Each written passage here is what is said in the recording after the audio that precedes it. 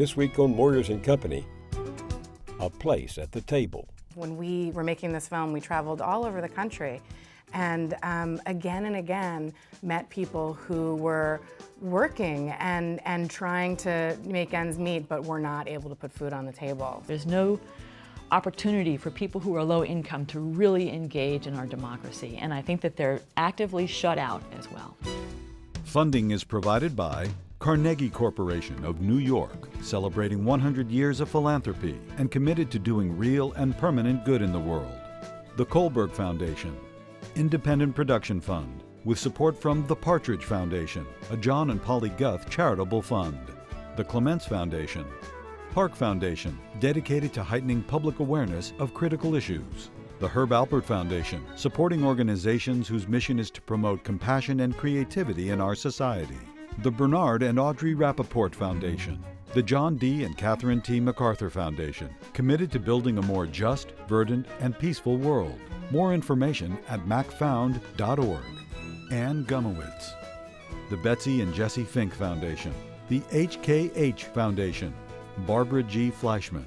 And by our sole corporate sponsor, Mutual of America, designing customized individual and group retirement products. That's why we're your retirement company.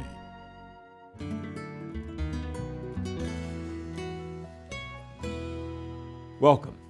The summer blitz of blockbuster movies has arrived.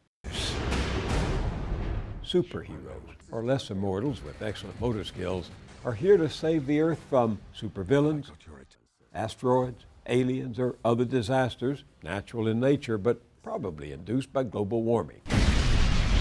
Yes, it's another summer of excess and escapism, with the thrills and chills of Hollywood scaring us down to our popcorn. Saving the world! Yet always with a happy ending. Meanwhile, back here in the real world, where we actually live, the best film of the summer isn't an epic tale of horror or adventure, but an eye-opening, heart-moving, and mind-expanding reminder that millions of people in this richest country in the world, working men and women and their children, don't have enough to eat. The film's called A Place at the Table, and it's one of the best documentaries I've seen in years. Almost 50 million Americans, that's 1 in 6, receive food stamps. And yet recently, the House of Representatives wrestled over a farm bill because members of Congress continue to fight over how many billions to slash from the food stamp program. In the end, they got the farm bill through by stripping food stamps out of it completely, to be voted on some other day. But once again, we're at all the cliches about freeloaders who are undeserving of government help, playing the system and living large at the expense of taxpayers. This movie, A Place at the Table, breaks those stereotypes apart and shows us that hunger hits hard at people who work hard to make a living. Don't miss this one. It's real life. With me is Kristi Jacobson, one of the film's directors and producers. You've seen her work on public television, HBO, ABC, Lifetime, and other TV networks. Mariana Chilton is here too. She teaches public health at Drexel University and is director of the Center for Hunger-Free Communities. She's also founder of Witnesses to Hunger, a group featured prominently in A Place at the Table. In this excerpt from the film, we meet a rancher and a police officer in Colorado, each struggling to make ends meet. Believe it or not, they have to rely on the charitable food program sponsored by the church of a local minister, Pastor Bob Wilson. About a month ago, we had 3 officers, including myself. However, due to budget constraints, we're now down to just me. It was always kind of a prideful thing that I never needed anybody's help. Unfortunately, I haven't received a pay raise in 4 years. And what I used to spend on a month in groceries now gets me about 2 weeks.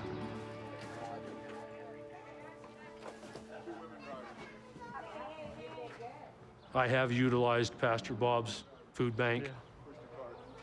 The way it makes me feel, it's very humiliating. Well, I correct that. It's not humiliating. It's very grounding. The stereotype of food banks is always for the unemployed or the disabled, people that can't go out and get a job. That's not always the case. Sometimes in life, you just get to points where you need a little extra help.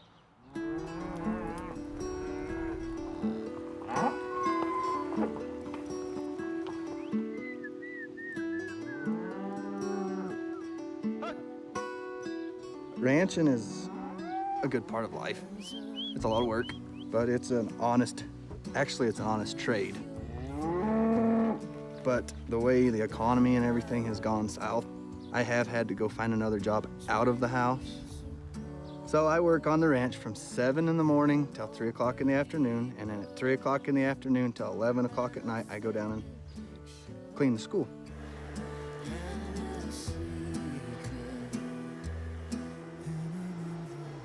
It's a good job. It's close to home. There's a lot that you worry about. Your kids is the main one. And that's part of the reason I did take a second job, is so I can help buy groceries and put food on the table for my kids. Come on, dogs. Welcome to you both. Thank you for Thank having you. us. So a cop who doesn't make enough money to meet all of his food needs, and a cowboy who has to take 2 jobs to help feed his children. Are they truly representative, or was this just a filmmaker's good luck? Sadly, they're not the exception. In fact, they're very representative. When we were making this film, we traveled all over the country and again met people who were working and trying to make ends meet, but were not able to put food on the table. So I think what the sort of filmmakers' luck or hard work paid off, in that these are people who might not be willing to share their story. But we filmed in Colburn because it was a town where the pastor, Bob, was working really hard to remove that stigma that people feel around admitting and then getting help. And so that helped us because we were welcomed into the community. And you know, I remember the first time I met the police chief, and I met him first on the phone and then in person, and I thought, he's probably not going to share this story on camera, but it's still important to understand. And then he said, absolutely. And that was really, I think, a victory for the film, in that we were able to show this very important group that are experiencing hunger and food insecurity, but that are not. It's very hidden. What do you take from their stories? Because you work with a totally different population. I'm not so sure they're that different. That's the thing. I think that when you were saying before about stereotypes, I think that in the press and our legislators have a certain stereotype about who's poor and who's not, and this concept of the deserving poor. But the women that I work with through Witnesses to Hunger are very hardworking. They're excellent mothers, excellent parents. They want the best for their kids. They're often working 2 or 3 jobs. Sometimes they'll have to work under the table in order to make ends meet, trying to find side jobs. They're hustling really hard. And I see the police chief, I see the cowboy who's also taking on that second job. What I see is common among them is a loss of dignity in the work. You can actually work full-time and your family is still hungry. There's a very big problem in this country that we are not valuing hard work like we used to. There's a young woman in the film who says, quote, hunger could be right next door and you would never know because people are too afraid to talk about it. Why are people afraid to talk about it, Dr. Chilton? Well, I think there's an enormous amount of shame that goes, especially when I work with moms of little children, young children, and there's an enormous amount of shame that they experience that they may run out of money before they can get more food. And it really tests their sense of motherhood, their sense of citizenship, of belonging, and it's very isolating. And I think that when the moms that I speak with, they talk about when they were children, they too were hungry, and they were always told, don't talk about it, don't let anybody know how hard it is, always put on a good face, always look good. You know, it's about being able to be in the world and be treated with a sense of dignity and respect. So they would often hide their own experiences of hunger or hide their experience that they can't feed their own children. Do we pass hunger down as a legacy to the next generation? Oh yes, we do. It gets transferred from generation to generation. Now it also happens that during an economic downturn where there are not enough good paying jobs, of course hunger will skyrocket. But I think that when people don't realize that hunger is very damaging to children, especially to young children, food insecurity affects the cognitive, social, and emotional growth of very young children. That means that by the time they arrive to kindergarten, they're not ready for school. That means that when they're in school, if they're hungry, they won't be able to concentrate on what they're learning, and they won't do as well on their math and their reading tests. That means they won't be as successful, won't get a good paying job, so that when they have children, they too will be poor. So poverty is an experience that's really seared into the bodies and brains of children. What happens to someone who gets too little nutrition early in life? Oh, it's extremely important. If you think about what's happening in the first 3 years of life, the brain is growing so fast. They're the most important years of human development. So every moment, those are the building blocks of good cognitive, social, and emotional development. Neurons are growing and pruning and very active. 700 neurons are growing a second for an infant. It's the most important window of human development.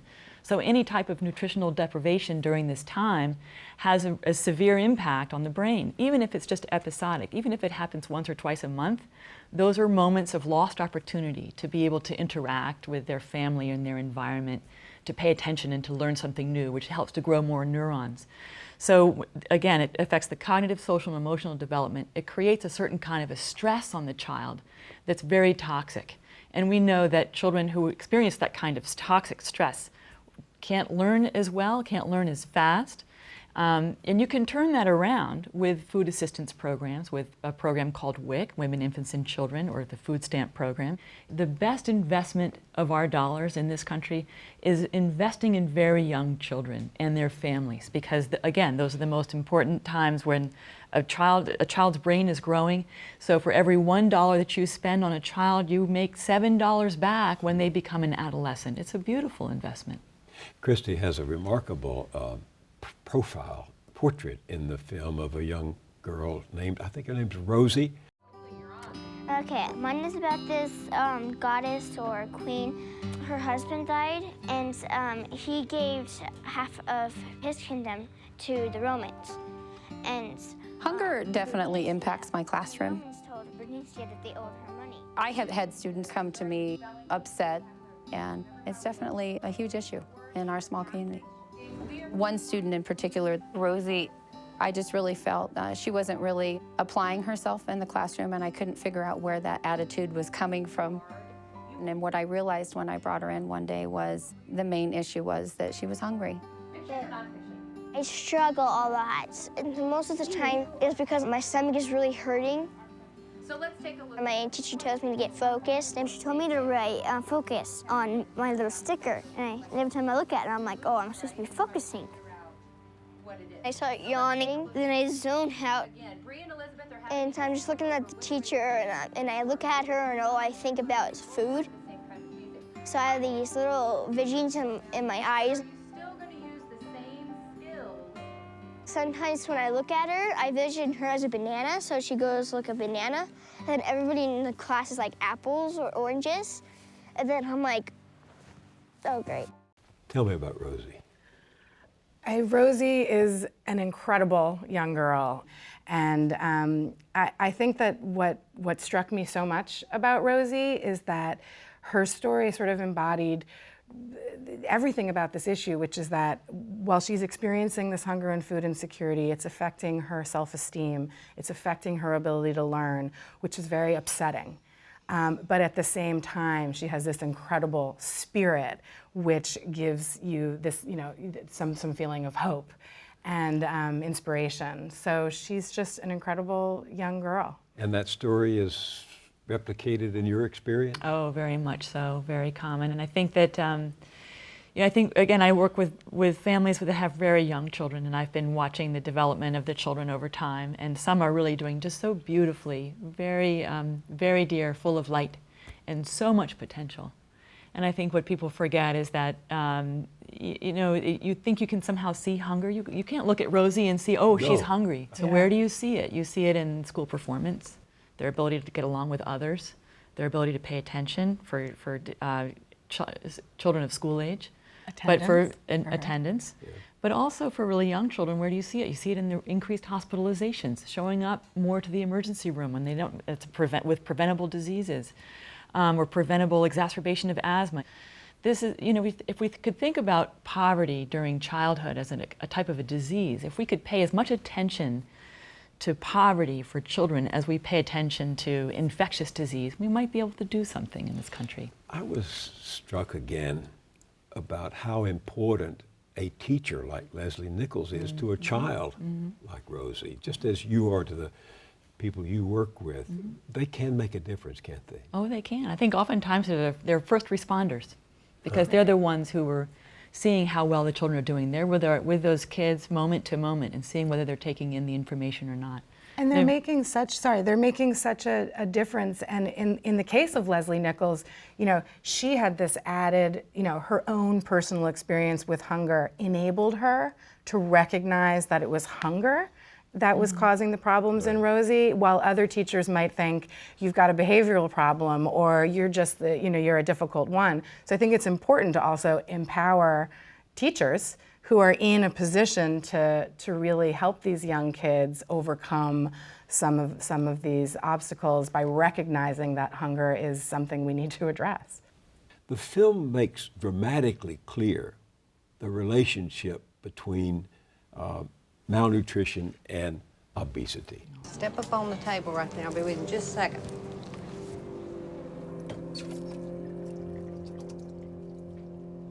What grade you in? Second. Second? You're in the second grade? How old are you? Fixing to be 8. All right, and you got asthma? Okay, do you ever have problems with shortness of breath when you're outside playing or anything? I have to stop running and take deep breath. Okay. What'd you eat for breakfast this morning? I eat. You didn't eat breakfast this morning? Okay. When you get home in the afternoon, do you eat a snack?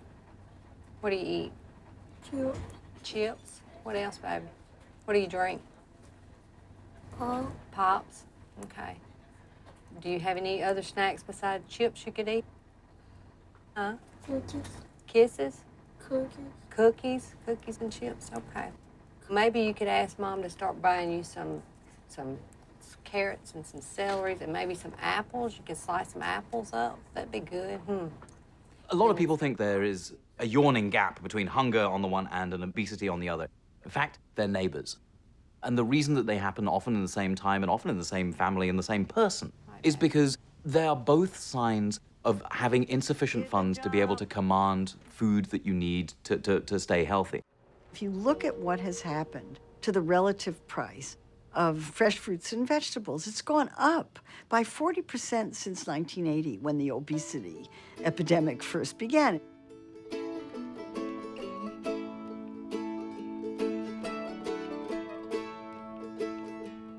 In contrast, the relative price of processed foods has gone down by about 40%. So if you have only a limited amount of money to spend, you're going to spend it on the cheapest calories you can get, and that's going to be processed foods. This has to do with our farm policy and what we subsidize and what we don't. Help me understand the connection between hunger and obesity. Okay. Hunger and obesity are both forms of malnutrition. Meaning? Meaning, it means not getting the right kinds of nutrients for an active and healthy life. If you go back to the definition of food insecurity, it means having enough food for an active and healthy life. So when people think about hunger, they think, oh, it's just not enough food. But actually, food insecurity, which is a much broader term, much more precise, captures that type of experience where families don't have enough money for healthy and fresh food. So they will, in order to stretch their dollar, they'll spend it on soda or on foods that have very high calories.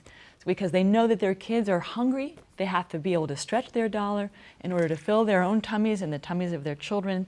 They know it's not healthy, but they're just trying to figure out with the immediacy of hunger. So they eat lots of high calories, salt, sodium. Those are the kinds of things that are not good for an active and healthy life. It's another form of hunger.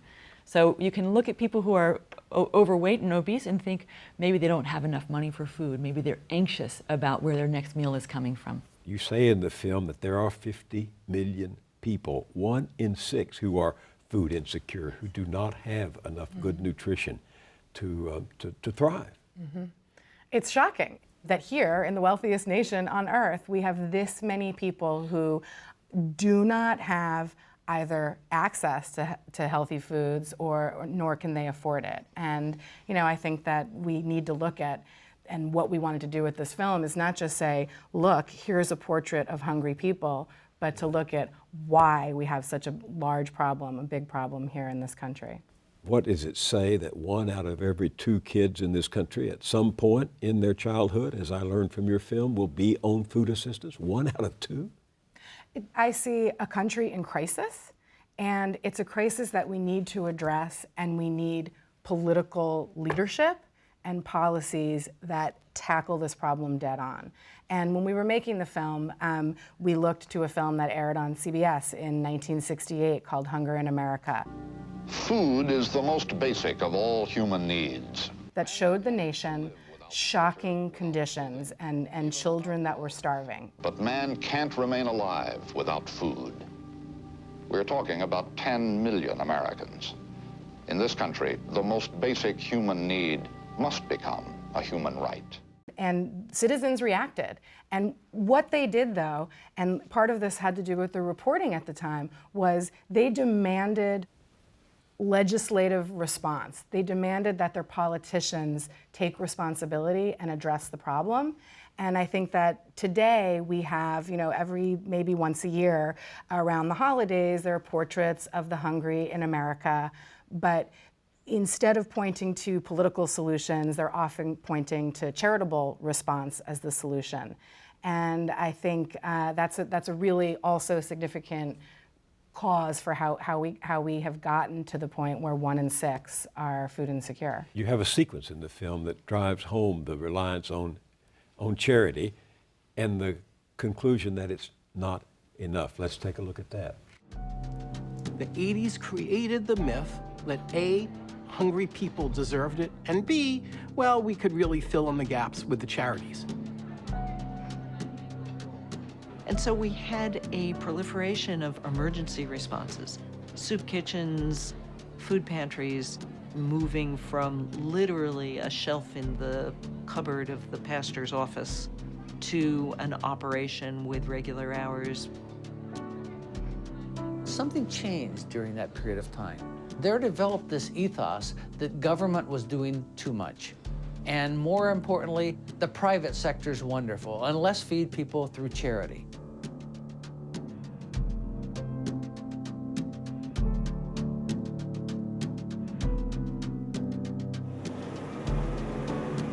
We have basically created a kind of secondary food system for the poor in this country. Millions and millions of Americans, as many as 50 million Americans, rely on charitable food programs for some part of meeting their basic food needs.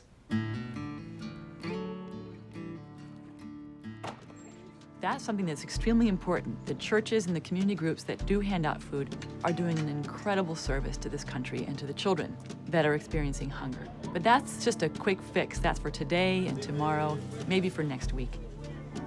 We call it emergency food. It's no longer emergency food. This is called chronic use of a broken system for which people cannot be held accountable. Charity is a great thing, but it's not the way to end hunger. We don't fund our Department of Defense through charity, We shouldn't, see that our kids are healthy through charity either. So Americans responded with 1,000 points of light in the first Bush administration, but you say it's not enough. Well, it's not enough, because despite all of that, despite all the money that's being raised, despite the food drives, despite the proliferation of these food banks and soup kitchens, we still have 50 million people who are food insecure. And what we've found, both during the making of the film and in fact since showing the film, food bank directors repeatedly sharing with us, we can't do this alone. We need government to play its role, because it should be an emergency food system, as Mariana says in the film, and it should be, it should be complementing government programs that really address the needs of the most vulnerable. I'd like to really draw your attention to the impact the emergency food system has compared to the government food assistance programs. What emergency food can do is about this much, about 5% of dealing with the problem, this much. Okay. What does the federal government do with the nutrition assistance? Food stamps, or SNAP it's called, WIC, Women, Infants, and Children, school breakfast and school lunch, after-school feeding programs. Those programs we know make a tangible difference in the health and well-being of children and adults. So we know that if families are receiving food stamps or SNAP benefits, their cognitive, social, and emotional development is better. We know that they're less likely to be hospitalized. The same thing goes for WIC. We also know that WIC can reduce the stress that moms often feel when they're a new mom and they're very poor.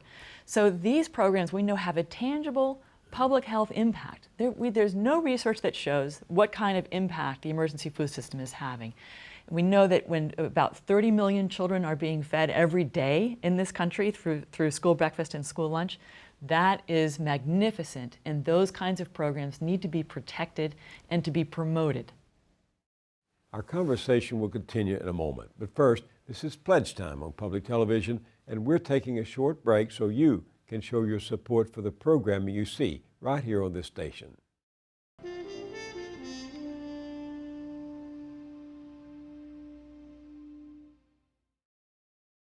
For those of you still with us, as we've seen, it's not easy making sure our neediest get the food their minds and bodies need.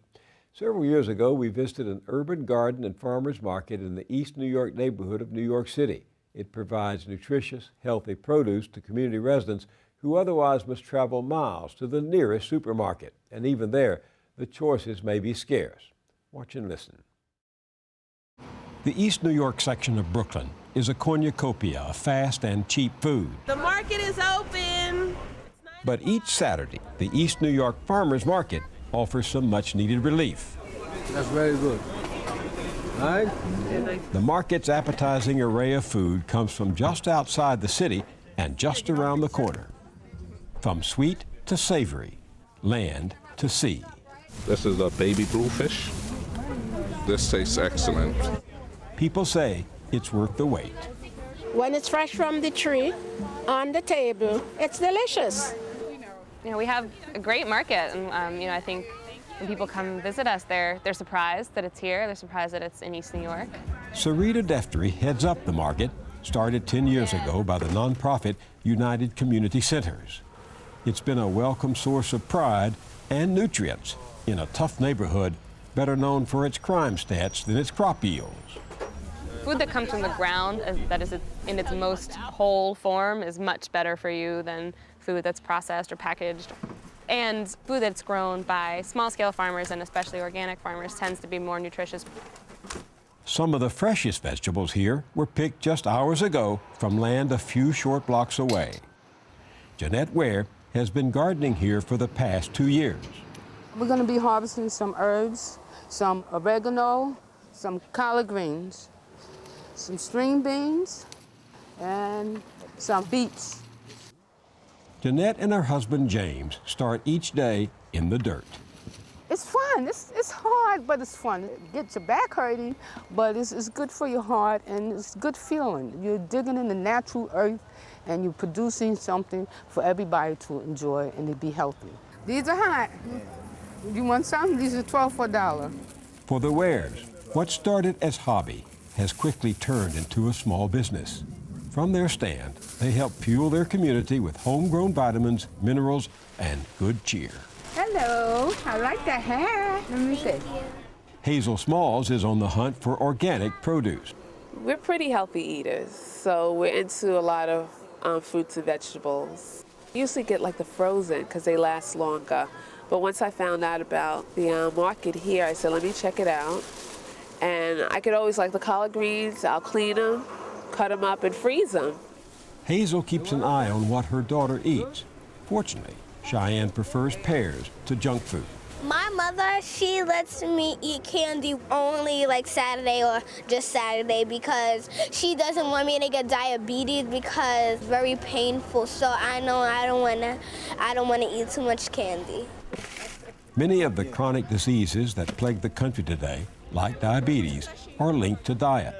Unfortunately, East New Yorkers know this all too well. 1 in 6 adults here suffers from diabetes. That's twice the New York City average. Nearly 1 out of 3 is obese. The primary cause of premature death here is heart disease. Over the past 10 years, hospitalization for the condition has increased by 35%.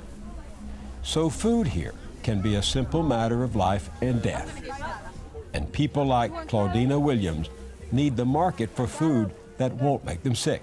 You have to find it, doesn't care how much it costs, because that's your health. Claudina uses coupons to help ease the expense of eating right. A number of states, including New York, encourage low-income people to shop at farmers markets by accepting food stamps and distributing free food vouchers to senior citizens and moms. Thank you. People in low-income communities, people everywhere deserve the same quality of life, a great quality of life. We now continue with Moyers and Company. There's a young woman in the film, Barbie Izquierdo.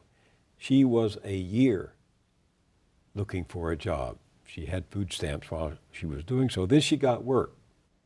And yet, as a result of getting work, she no longer qualified for food stamps or subsidized child care, and her children could therefore no longer receive breakfast or lunch at daycare. Anyone can sit there and tell you, oh, I've been through this, I've been through that, I got through it. Yeah, I've been through this, I've been through that, I got through it, but if you open my fridge, I'm there again. 5 days into the month. And I'm gonna be there next month and the month after that. It's tiring. It's not working. Let it go. I want to help you again. No. That's it? Leilani. When I was on food stamps, I didn't have to worry about my kids not eating. It was just, how can I make it stretch? You know, I might have to take a little bit from this day. It was more about balancing everything, where now we have nothing.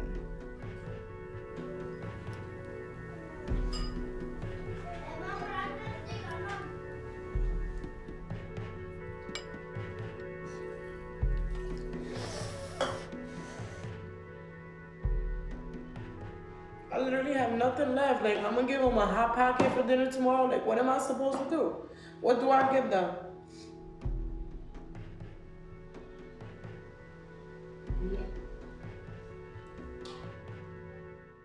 What's happening there? First of all, stress. Stress is very damaging to moms and kids. Secondly, you also see Barbie having the sandwich away from her kids. Right. So you have moms that will often scrimp on their own diets in order to feed their children. But what you see overall in the big picture there is that Barbie was working full-time in those moments and therefore became ineligible for food assistance. So what you see is what we call in the research world the cliff effect. So if a family makes just enough money to get themselves over the lip of whatever the income limit is, they'll lose benefits that are actually very helpful to them and to their own children and to their health. So you can have a family kind of going up and say, oh, I'm going to take that extra, I'm going to get a raise, or I'll work overtime. They work just enough to fall over the cliff, lose their benefits, and then they're worse off than where they were before. So we have a really big problem in this country with the way that we are looking at our wages and our public assistance programs and how they're interacting with each other. And that scene was one of the most difficult to film, and both because of just, you know, the pain that Barbie was feeling and allowing us to capture, but also as filmmakers, Barbie had gotten the full-time job, and so we thought this is the end of the film. The arc of the story. Exactly. And when this happened, we were devastated for Barbie and thought, what is this going to do to the story? Well, of course, as filmmakers, we have to follow the story. And I remember the conversation that we had with Mariana, where we were talking about this and we were worried that it wasn't representative, and then learned this is in fact so representative and a really important problem to expose, because we need for these programs, if we're going to have them and we're going to fund them, which is a different issue, they should be meeting the needs of the people who are using and benefiting from the programs. And in our research, we know that food stamps do help to prevent hospitalizations. They do promote health. It does help, but the type of allotment is called the Thrifty Food Plan. The way that the government calculates how much an adequate meal or an adequate sort of thrifty food basket costs is actually inadequate for a healthy diet. So even if you have families that are receiving the maximum allotment, as if they had no other income, they still can't make ends meet. There's a nice twist in the film when you're reporting on what it's like to live on food stamps, and you have an interview with Representative James McGovern of Massachusetts, who did his own research, as you do, into the subject. I lived on a food stamp diet for a week, along with Joanne Emerson from Missouri. We did so because we thought that the food stamp benefit was inadequate. Most of my colleagues had no idea that the average food stamp benefit was $3 a day. I had my budget, and I went to a supermarket, and it took me an awful long time because you have to add up every penny, and it has to last you for a week. And so I did it, and I will tell you, I was tired, I was cranky, I couldn't drink coffee because coffee was too expensive. I mean, there were people who were living on that food stamp allocation, and you really can't. For us, it was an exercise that ended in a week. For millions of other people in this country, that's their way of life. Every day is a struggle, just to eat. Sadly, Representative McGovern is one of few leaders and voices in Congress pushing to do the right thing here, which is to protect and improve food stamps and other government programs.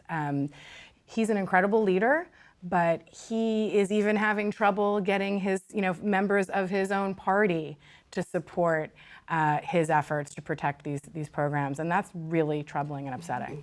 The road to reform always leads to Washington, and there almost every reform, whether it's the environment or it's agriculture or food, hits up against the power of big money to write the laws it wants and influence the politicians it needs. You found that to be the case, didn't you?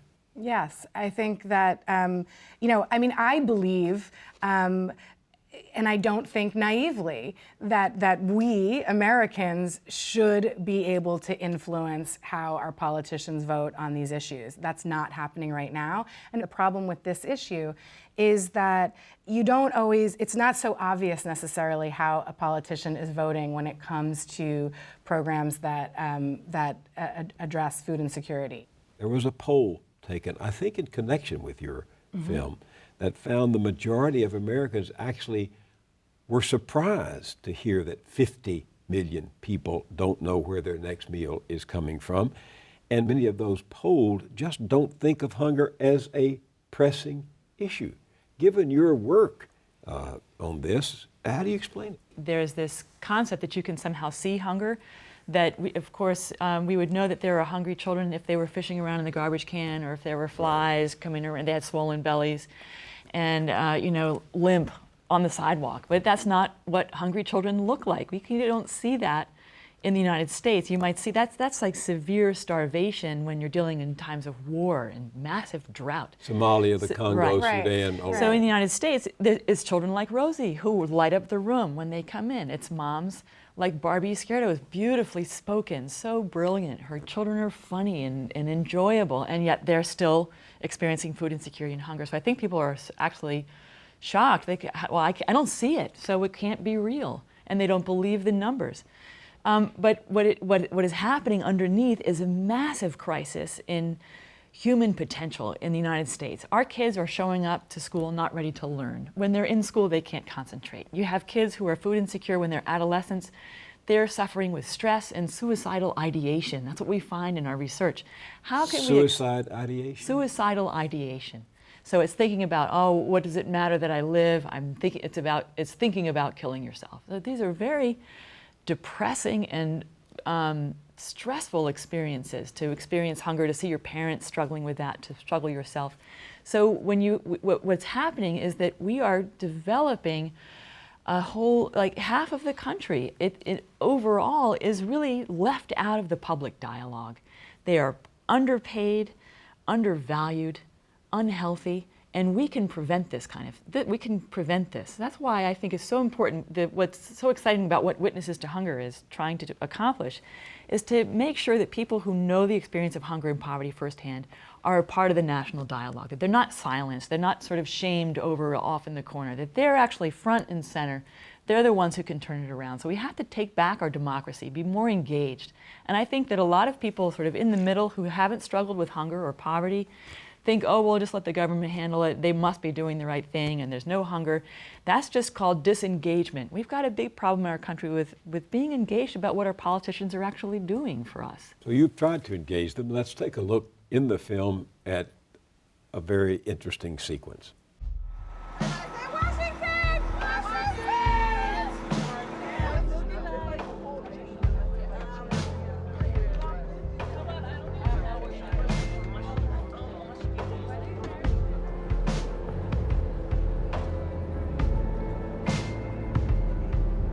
Here's the plan. At 11:30, the reception at the Senate. Senator Casey will speak, I will speak, Tiana will speak, Barbie will speak, and every time that you have an opportunity, give your ideas for change, for what you need for the success and healthy life of your kids, okay? These guys are the ones who make it happen.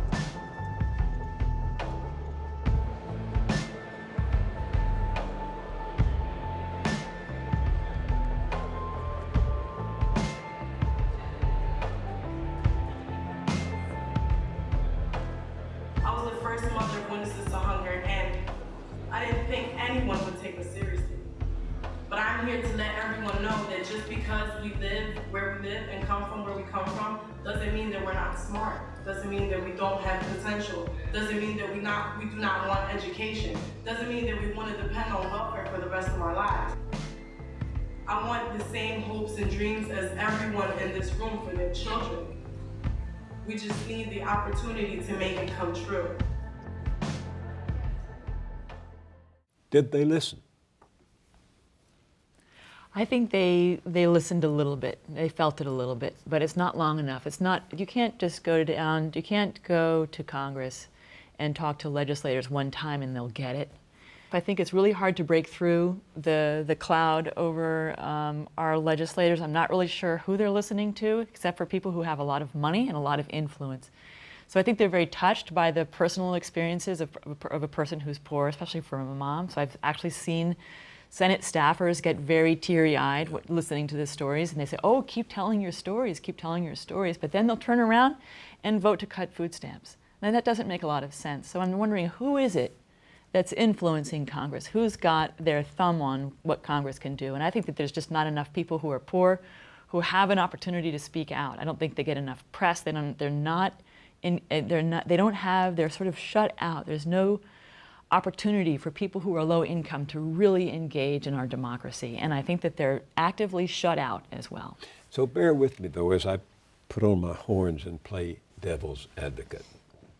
There are a lot of Americans who think that we're spending too much on food stamps and that the cost is out of hand. Your poll associated with your film suggests that. Last year alone, the government spent $81 billion on this nutritional safety net, as you call it, not SNAP, what we used to know as food stamps. And some folks say that is simply way too much and that we're creating a culture of dependency. Here's Republican Representative Steve King of Iowa. Handing out benefits is not an economic stimulator, but we want to take care of the people that are needy, the people that are hungry, and we've watched this program grow from a number that I think I first memorized when I arrived here in Congress at about 19 million people, now about 49 million people. And it appears to me that the goal of this administration is to expand the roles of people that are on SNAP benefits, and their purpose for doing so, in part, is because of what the gentleman has said from Massachusetts. Another purpose for that, though, is just to simply expand the dependency class.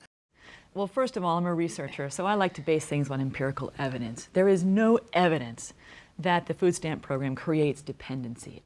Let me show you what this congressperson is doing. Basically, they're pinning the problems that we have in this country on people who are poor. If you think about people who are poor, you have 80% of people who are food insecure are actually working. That means their wages are so low that they're eligible for food stamps. So you want to talk about dependency in this country? Let's talk about corporations and businesses that pay such low wages that they depend on the United States government to add money to those wages through the income assistance programs like SNAP. So because if you take a company like Walmart, pays their workers so low that their workers are actually eligible for food stamps, who's dependent on the U.S. government? I'd have to say it's Walmart is the welfare queen here. But if I were Congressman King sitting here, I might say to you, you make a very convincing case, and I believe that both of you are genuinely committed to this issue, but 48 million people are receiving food stamps. Can't you see why some of my constituents in Iowa would be shocked by that and at the cost? Well, I think it's also important to look at how many corporations and agribusinesses are collecting subsidies out of the same government bill, the Farm Bill. And I think that there's an ethos in Congress right now that assisting those individuals who need help via the food stamp program or WIC or school meals is big government and is going to put us into debt. But providing subsidies to large agribusinesses and big corporations is just business as usual. And I think we're looking at, investing in our youth and investing in our future. And if it doesn't get to you, Congressman, from the moral point of view, that it's really, frankly, not okay to have kids like Rosie and Barbie's kids to the tune of 17 million of them in our nation, well, what about the cost of not doing anything? Because the cost of food insecurity, the cost of obesity and malnutrition is way larger on the back end and the healthcare than it is to get these programs adequately funded and feed kids nutritious foods. If you think about what government is supposed to be doing, it's supposed to create the conditions in which people can make healthy choices and live an active and healthy life. It's all about creating good conditions for us to prosper, right?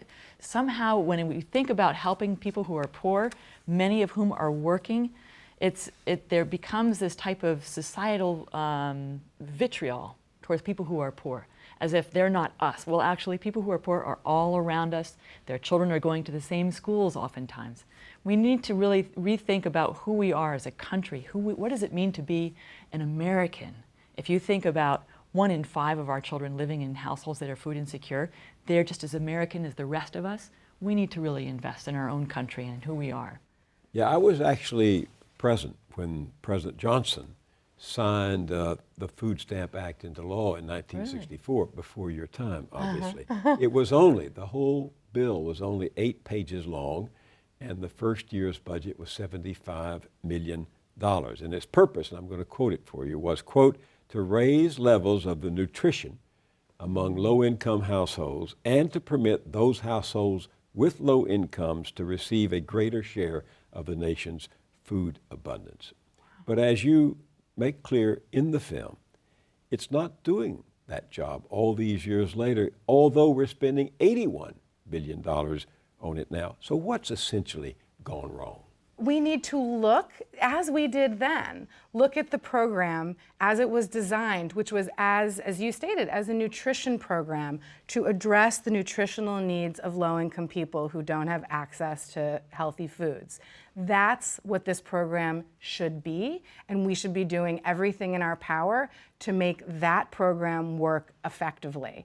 And to do that, I think we need to listen to people like Barbie and the Witnesses to Hunger. We can listen to Mariana also, but we need to listen to the people who are experiencing this, and we need to revamp and reform the program while also adequately funding it. You've been to Washington with some of your constituents. Mm-hmm. You've made your case. You're up against the interlocking power grid of big agriculture, big corporations, and big government.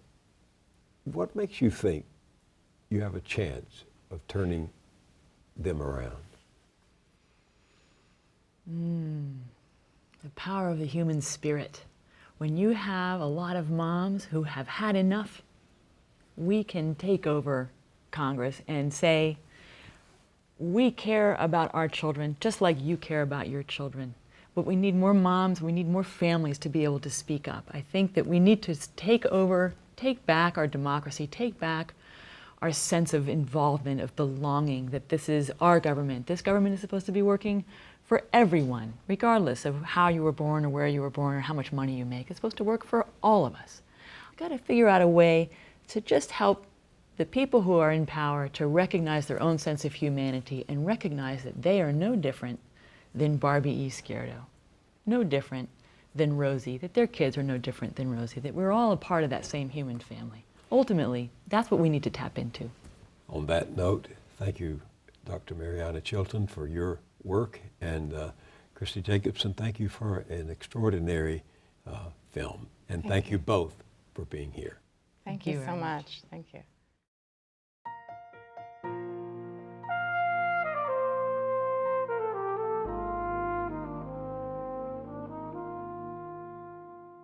That's it for this week. I'll see you here next time.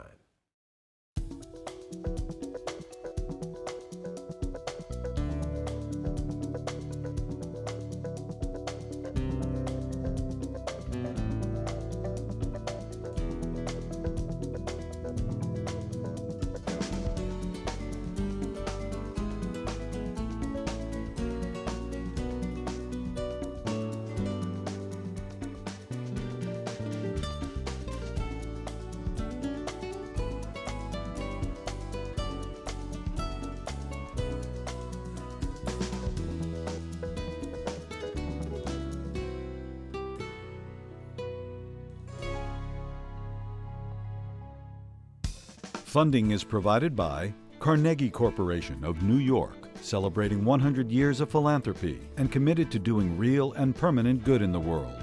The Kohlberg Foundation, Independent Production Fund, with support from the Partridge Foundation, a John and Polly Guth charitable fund. The Clements Foundation, Park Foundation, dedicated to heightening public awareness of critical issues. The Herb Alpert Foundation, supporting organizations whose mission is to promote compassion and creativity in our society. The Bernard and Audrey Rappaport Foundation.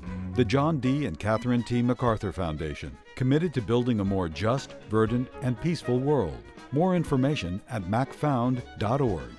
Ann Gumowitz. The Betsy and Jesse Fink Foundation. The HKH Foundation. Barbara G. Fleischman. And by our sole corporate sponsor, Mutual of America, designing customized individual and group retirement products. That's why we're your retirement company.